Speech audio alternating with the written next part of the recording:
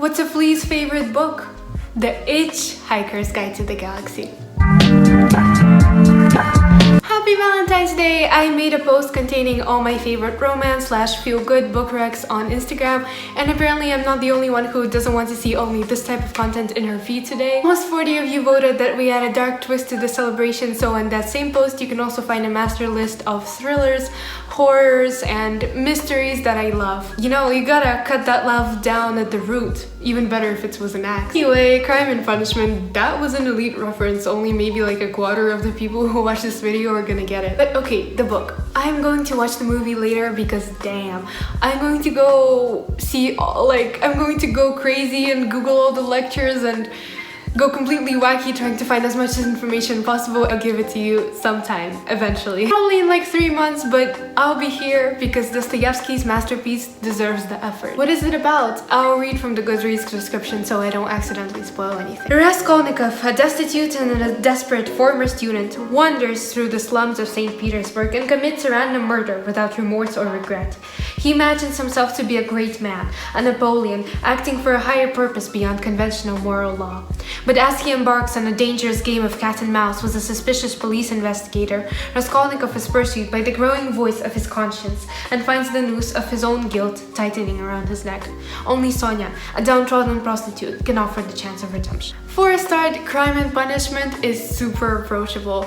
If you're not Russian, there will guaranteed be a cultural shock, and one of my favorite things was after reading the book, going back to see all the reviews where people told the community what they were shocked by. That was entertaining. I recommend that. But for me, it was the perfect book to start with because the language is not that hard and there's a brilliant plot in it. Not all of you know that, but last month I started reading Anna Karenina and DNF'd it like 5% through, and I don't always enjoy domestic fiction, so I didn't think I was going to enjoy that one. Also, Tolstoy writes one sentence and it takes him an entire page. Admittedly, I do that too, but it's just not the book that I found it easy to start with. Of course, it's not supposed to be easy, I guess, but like, it's just not it to start with. Chekhov and Pushkin are great, Bulgakov too, Bulgakov especially, his writing is fantastic. But beyond that, I didn't really dive into Russian literature before, and I'm quite glad that I started to go deeper with specifically Dostoevsky's Crime and Punishment. Oh my god, take a shot every time I say Dostoevsky or Crime and Punishment. Wait, after how many shots do you die? Okay, answers range between 16 and 21. Guess I better make this video shorter. In the book, you're playing the detective and you're trying to understand the why. The why behind the crime. You can guess at why, but it's never explicitly said because Raskolnikov, the main character, is detached, which makes sense. Because do you have long, in-depth internal monologues with yourself? It's good that Dostoevsky didn't do the whole this further because it really embellishes the writing and makes it more beautiful. The fact that he doesn't really go into depth with the monologues, so it's not like completely focused on the task, so you never really get the why, it's what you're trying to figure out. Look, I can just sit there and do random math for an hour. Fact, I checked this at one point, just making up questions in my head. Just doing that. But when it comes to the big questions, if you will, I go to extensive lengths to talk about them, of course, but when I talk in abbreviations, and I glaze over what I already know because it's my thoughts and therefore me. And this is kind of what it's like with Raskolnikov here too. Fun fact, last month with the bullet journaling, that's why I made Raskolnikov lose his head, because it's like his thoughts that you question yourself because you're still instinctively trying to figure out that whole why. And it's a very difficult and special thing to go through with this book. You're also constantly judging what would you do in this situation. For example, this has nothing to do with the book, but what would you think? Would you think that it would be okay to have someone kill a rapist to prevent them from harming more and more people? What about if you had to do it, if you had to do the killing?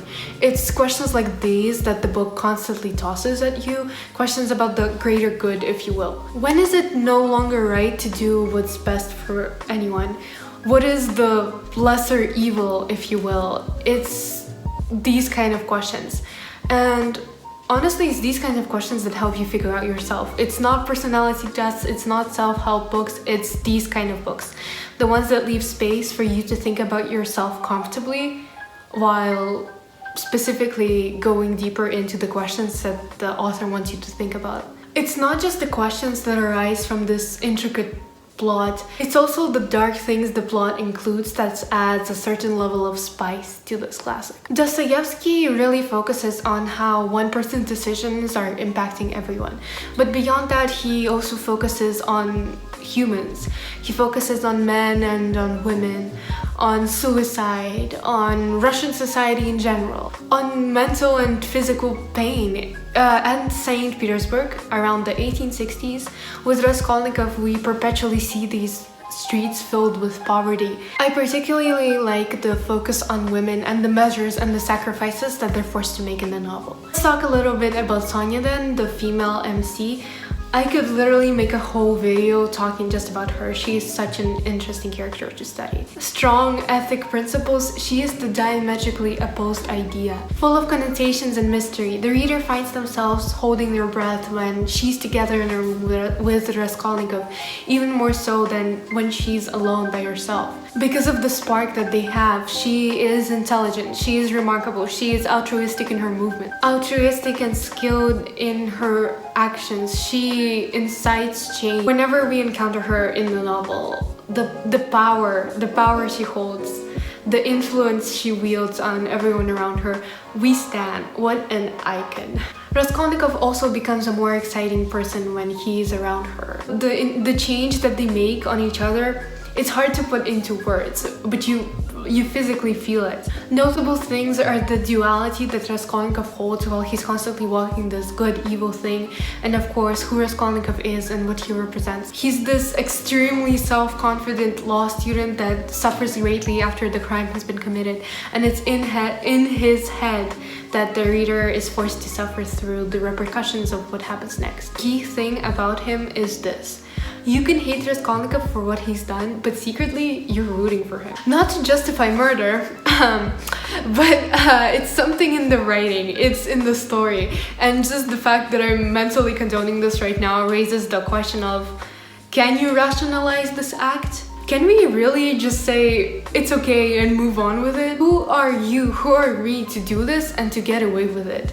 As we move with Raskolnikov through 19th century Russia, feeling this fear of getting caught, we get more and more entangled with the lives of the protagonists. I never thought I would enjoy something dark, this much.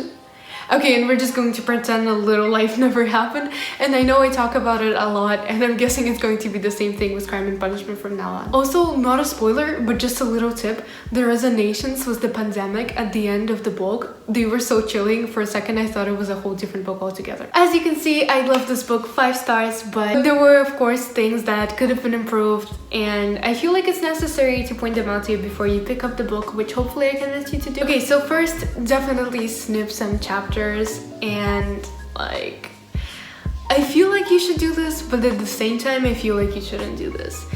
Maybe some parts in the middle, the mundane life parts, and honestly in terms of writing, oh my god, literary genius. But in terms of enjoyability, less so. And I feel like I'm committing heresy right now by saying to cut some stuff out, and I realized that it would have been very difficult to know what exactly to cut out to still make it the book that it is now. The second thing is, if you're thinking that this is a classic with a super intense plot, like I've kind of made it out to be, it is, but it's also not. It focuses heavily on human nature and society and stuff like that. So honestly, if you're looking for a good thriller, just go check out that Instagram guide I made. This is like not the classic that you want if you just want non-stop thriller action, because of course it's much more than that. The final thing to know is that I had difficulty with the names. Oh my god, most egotistical thing to say would just pretend that an actual Russian didn't complain about the names when everyone else who read this book and isn't Russian is fine. Yeah, okay, the thing is, I have name issues constantly, in English as well. Honestly, plots and minute details, any book, sure, I can tell you all of that, but the character names, you can put an axe to my head and I still wouldn't remember. Sorry, I had to. If you're not Russian, this will be difficult. I'm Russian and this is difficult, but there's a lot of names that begin with the same letter, and there's a lot of actions that are similar but not quite the same. My advice, just write it down. It will make your life easier. There we go, we're done with this long-awaited video where I actually talk about Russian lit for once. By the way, if you want to read more about my experience with the Russian lit, you can find a post on it on Instagram. It looks like this. And that one video where I made the aesthetics of the book is also on Instagram. Okay, final verdict. If you like any classics, not just Russian classics, read this. I promise you'll enjoy it. Or maybe you won't, but at the very least you'll get shivers throughout the whole book. I know I had to get a blanket to myself at some point, but yeah. Thanks for watching, and hopefully you can tune in next week where I'm doing a Russian lit haul.